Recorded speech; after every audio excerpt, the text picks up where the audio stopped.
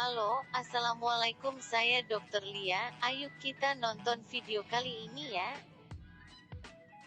Halo, Assalamualaikum warahmatullahi wabarakatuh. Kembali lagi di channel Dua Dokter. Pada kesempatan kali ini, kebetulan saya ingin memperkenalkan ini praktek saya di rumah. Jadi kalau misalnya sore-sore tuh biasanya saya praktek buka di rumah dari jam 4 sore sampai jam 9 malam.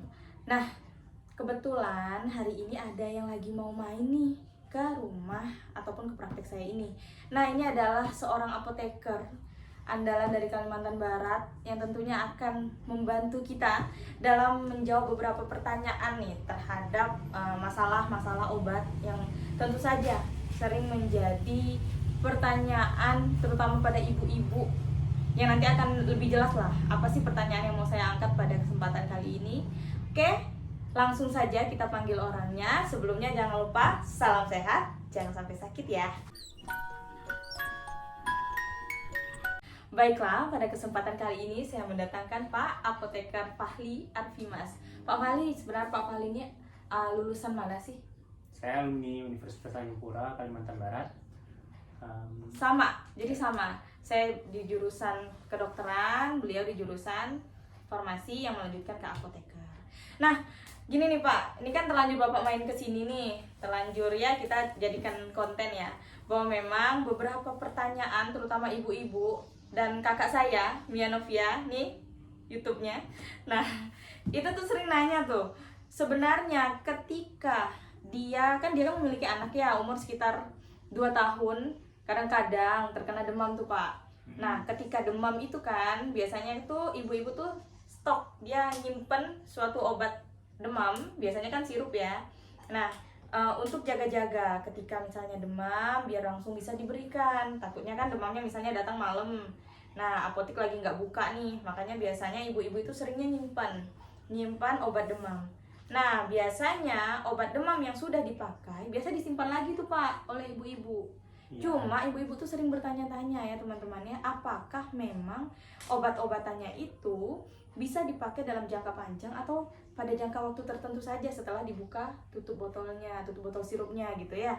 Oke, jadi seperti ini ya. Jadi kalau misalnya setelah obat tadi dibuka maupun dia sirup ataupun ya sediaan apapun lah ya, setelah dibuka itu kita nggak bisa acuannya ke masa expirednya lagi ya teman-teman. Nah, misalkan contoh ini masa expirednya tahun 2024 nih, misalnya sirup ini ya. Nah, kalau misalnya udah dibuka, kita nggak boleh simpannya sampai tahun 2024. Jadi di situ ada masa simpannya, masa simpan baru disebut BUD.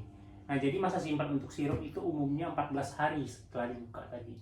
Oke, berarti jika memang kita telah membuka tidak bisa menggunakan expired yang ada di kotak ataupun di sediaan botolnya ya. Tapi ada expirednya yang lain, yaitu 14 hari untuk sediaan sirup ya Pak ya. Apakah semua sediaan sirup atau semua jenis obat apapun kalau dia berbentuk sirup semuanya 14 hari Pak? Gimana tuh ya teman-teman? Kita agak beda ya. Jadi ada beberapa sirup yang nggak bisa kita perlakukan 14 hari masa simpannya.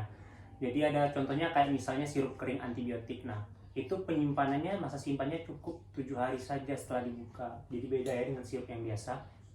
Oh, seperti itu. Jadi contoh ya Pak ya, ibu-ibu nih, dia pernah mendapatkan amoxicillin. Nah, kemudian amoxicillinnya itu ketika dibuka tidak boleh lebih dari 7 hari ya Pak ya. Yeah. Antibiotik itu pun yang sediaan sirup kering. Jadi sirup kering itu biasanya dia berupa bubuk di dalam botol, kemudian kita kasih air dulu, lalu dikocok ya Pak ya untuk menyatukan kandungan dari obat-obatannya dengan air. Kemudian jika telah dibuka seperti itu harus dihabiskan sebenarnya ya Pak ya, pada dasarnya antibiotik memang harus dihabiskan dan setelah dibuka tidak boleh melebihi dari 7 hari. Seperti itu. Sekian video kali ini, sampai jumpa di video selanjutnya. Dadah.